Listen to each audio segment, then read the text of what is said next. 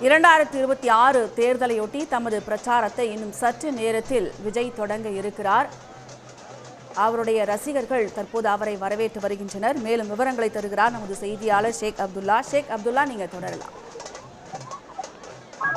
அதான் நீங்க குறிப்பிட்டது போல அங்கே ரசிகர்கள் ஏராளமானோர் குவிந்திருக்காங்க. ஆனா அவர் கட்டுப்படுத்துவதற்கும் அவங்களை ஒழுங்குபடுத்துவதற்கும் கட்சி சார்பாக எந்த ஒரு நிர்வாகிகளும் முக்கிய நிர்வாகிகளும் இல்லாதனால அங்கே கூடக்கூடிய கூட்டங்களை கட்டுப்படுத்த முடியாத நிலைதான் இருக்கு. இருப்பினும் காவல்துறையினர் பல்வேறு இடங்களில் குவிக்கப்பட்டு போக்குவரத்துக்கு இடையூறு இல்லாம பலகட்ட போக்குவரத்து பாதுகாப்புலையும் ஈடுபட்டு இருக்காங்க. இருப்பினும் சில பகுதிகளில் போக்குவரத்து நெரிசல் ஏற்பட்டாலும் போக்குவரத்தை சரி காவல்துறை இருக்காங்க. ஆனா அங்க கூடியிருக்க கூட்டங்கள், அதாவது தமிழக வெற்றி கழகத்தின் தொண்டர்களா இருக்கட்டும், அதே போல விஜயின் ரசிகர்களா இருக்கட்டும், அவர்களை கட்டுப்படுத்துவதற்கு அங்க போதிய நிர்வாகிகளோ ஆலோசனை கொடுப்பதற்கு ஆட்கள் இல்லாதனாலதான் இது போன்ற செயல்கள்ல அவர்கள் உயிரை பணயம் வைத்து அதே போல பாதுகாப்பு காட்சிகளை நம்மால் பார்க்க முடிகிறது. அடுத்தடுத்து வரக்கூடிய பிரச்சார பயணங்கள்ல முறையாக தமிழக வெற்றி கழக நிர்வாகிகள் இங்கே கூடக்கூடிய கூட்டத்தை முறைப்படுத்தணும். அவங்க உயிருக்கு பாதுகாப்பு ஏற்படுத்துற வகையில் அவங்க பாதுகாப்பையும் உறுதிப்படுத்தணுங்கிறது அனைவருடைய எதிர்பார்ப்பாக இருக்கு. தற்போது விமான நிலையத்திலிருந்து விஜயின் பிரத்யேக பிரச்சார வாகனம் டிவிஎஸ் டோல்கேட் வழியாக இன்னும் சற்று நேரத்தில் வரும் எதிர்பார்க்கப்படுகிறது. இங்கு வரக்கூடிய தமிழக வெற்றி கழகத்தின் தலைவர் விஜயை வரவேற்க ஏராளமான விஜயின் ரசிகர்களும் அவர் கட்சியை சேர்ந்த தொண்டர்களும் கைகளில் தமிழக வெற்றி கழகத்தின் கொடியை கையில் வைத்துக் கொண்டு காத்திருக்கிறதை நம்மால் பார்க்க முடிகிறது. ஷேக் அப்துல்லா, விஜயை வரவேற்க அவருடைய ரசிகர்கள் என்ன மாதிரியான ஏற்பாடுகள் எல்லாம் செய்திருந்தார்கள்? பெரிய பெரிய பேனர்கள் எல்லாம் வைக்கப்பட்டதாக கூறப்படுகிறது. அது பெரும் இடையூறாக இருந்ததாகவும் பயணிகள் தரப்புல தெரிவிச்சதா சொல்றாங்க. மேலும் கூட்டத்துல சிலர் மயங்கி விழுவதாகவும் கூறப்படுகிறது. அது பற்றிய தகவல் ஷேக் அப்துல்லா. ஏற்கனவே தமிழக வெற்றி கழக தலைவரின் விஜய் இரண்டாம் மாநாடு மதுரையில நடந்துச்சு. மதுரையில நடைபெறும் பொழுதே ஏராளமானோர் வெயிலின் தாக்கத்தால் மயங்கி விழுந்தாங்க. அங்கே அதிகப்படியான நபர்கள் கூடினதால மயங்கி விழுந்தாங்க. அதே போலதான் இங்கேயும் அதிகப்படியான நபர்கள் அவரை வரவேற்க கூடியிருக்காங்க. விமான நிலையத்திலே இளைஞர்கள், அந்த கட்சியை சேர்ந்த இளைஞர்கள் முண்டி அடித்தனால ஒரு சிலர் மயக்கமடையக்கூடிய நிலையும் இருந்தது நம்மால் பார்க்க முடிகிறது. மயங்கிய பெண்களை அங்கே உள்ள கட்சி நிர்வாகிகளே தூக்கியை சென்று முதலுதவி சிகிச்சை அளித்ததையும் நம்மால் பார்க்க முடிந்தது. அதே போல்தான் விஜய் செல்லக்கூடிய பகுதிகளில் அவருடைய கட்சி நிர்வாகிகளோ விஜயின் ரசிகர்களோ குவிந்திருக்காங்க.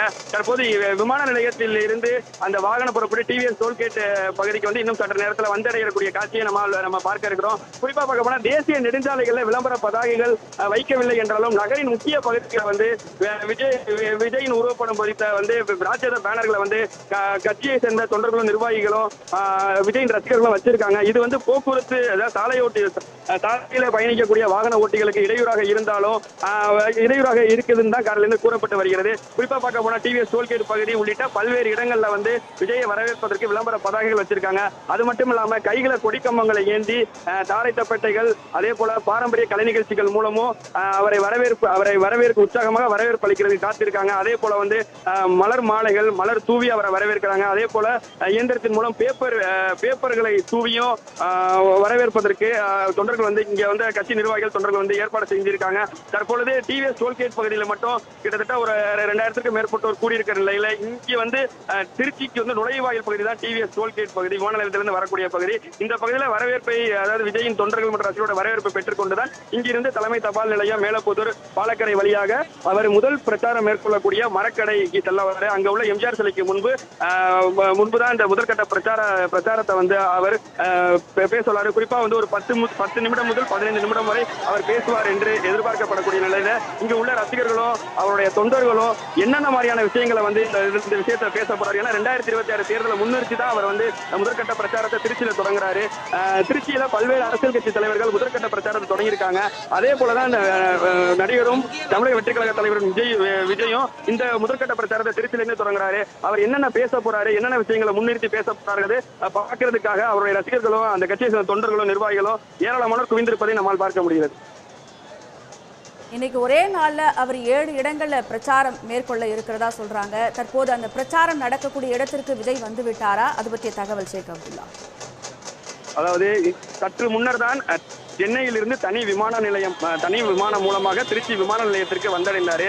விமான நிலையத்தை விட்டு வெளியேறவே நீண்ட நேரமானது. ஏன்னா அங்க அதிகப்படியான விஜய் ரசிகர்களும் தொண்டர்களும் குவிந்திருந்தனால. ஏன்னா அவர் பெரிய அளவிலான பிரச்சாரத்திற்கென்று பிரத்யேகமாக உருவாக்கப்பட்ட பிரச்சார வாகனத்துல தான் அவர் வந்து பயணித்து வராரு. வாகை சூடும் வரலாறு திரும்புகிறது என்ற தலைப்புல தான் இந்த பிரச்சார பயணம் வந்து இன்று தொடங்க இருக்கு. குறிப்பா பார்க்க போனா தொடர்ச்சியாக ஒவ்வொரு கட்சி தலைவர்களும் ஒரு பிரச்சாரத்தை செய்யணும்னா ஒரு மாவட்டம் என்றால் அந்த மாவட்டத்தில் இருக்கக்கூடிய தொகுதிகளை தொடர்ச்சியா பிரச்சாரத்தை ஈடுபடுவாங்க. ஆனா இன்று ஒரே நாளையிலே வந்து தமிழக வெற்றி கழக தலைவர் விஜய் வந்து திருச்சி மற்றும் அரியலூர், பெரம்பலூர் உள்ளிட்ட 3 மாவட்டங்களுக்கு பயணம் செய்து சாலை மார்க்கமாக பயணம் செய்து பொதுமக்களை சந்தித்து பிரச்சாரத்தை மேற்கொள்ள போறாரு. முதல் முறையாக தேர்தல் பிரச்சாரத்துல திருச்சி மரக்கடை எம்ஜிஆர் சிலைக்கு முன்பு தான் தொடங்குறாரு. ஏன்னா வந்து ஏற்கனவே 1967, 77 வந்து சுட்டிக்காட்டி தான் வரலாறு திரும்பும். அதே போல 2026 ஒரு பெரிய லெவலான வரலாறு திரும்பும் அப்படிங்கிற ஒரு முன்னிறுத்தி தான் வந்து ஏற்கனவே மாநாடு நடைபெறும். நடைபெற்ற தமிழக வெற்றி கழகத்தின் 2வது மாநாடு நடைபெற்றது. அந்த மாநாடுக்கு பிறகுதான் இந்த முதற்கட்ட தேர்தல் 2026 சட்டமன்ற தேர்தலை முன்னிறுத்தி முதல் முறையாக மக்களை சந்தித்து பிரச்சாரத்தில் ஈடுபட போறாரு. 15 நிமிடங்கள் அவர் பேசுவார் என்று எதிர்பார்க்கப்படக்கூடிய நிலையில என்னென்ன விஷயங்களை பேசுவாரு அப்படிங்கறது பலரும் வந்து எதிர்பார்த்துட்டு இருக்காங்க. நேரடியா இங்க இருக்கக்கூடிய கட்சியோடைய நிர்வாகிகளும் அவருடைய ரசிகர்களும் விஜய் என்னென்ன விஷயங்களை வந்து முன்னிறுத்தி பேச போறாரு அப்படிங்கிறது காலை முதலே ஒரு எதிர்பார்ப்பு இருக்கக்கூடிய நிலையில அவரை வரவேற்க கட்சியோடைய நிர்வாகிகளும் தொண்டர்களும் அதே போல விஜயின் ரசிகர்களும் தற்போது டிவிஎஸ் டோல்கேட் பகுதியில தான் இருக்காங்க. இவர் விமான நிலையத்திலிருந்து டிவிஎஸ் டோல்கேட் பகுதியை கடந்துதான் அவர் முதல் பிரச்சாரம் செய்யக்கூடிய மரக்கடை எம்ஜிஆர் சிலை முன்பு செல்ல முடியும். ஆனா இதுவரைக்கும் விமான நிலையத்திலிருந்து ஏறக்குறைய டிவிஎஸ் டோல்கேட்ல இருந்து விமான நிலையத்திற்கு வந்து கிட்டத்தட்ட ஒரு 3 to 4 கிலோமீட்டர் தான் இருக்கும். அவர் கிட்டத்தட்ட ஒரு அரை மணி நேரத்துக்கு முன்பு விமான நிலையத்திற்கு வந்த ஆனால் இதுவரை இந்த டிவிஎஸ் டோல்கேட் பகுதியை வந்து அவர் வந்து கடக்கல.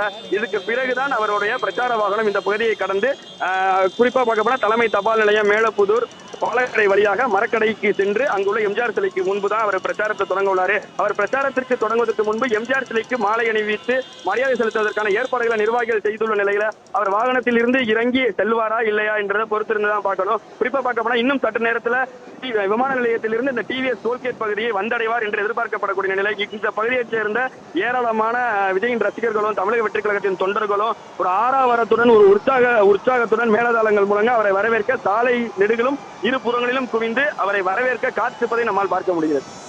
விரிவான தகவல்களுக்கு நன்றி ஷேக் அப்துல்லா. உடனுக்குடன் செய்திகளை தெரிந்து கொள்ள சன் நியூஸ் பெல் ஐகானை கிளிக் பண்ணுங்க.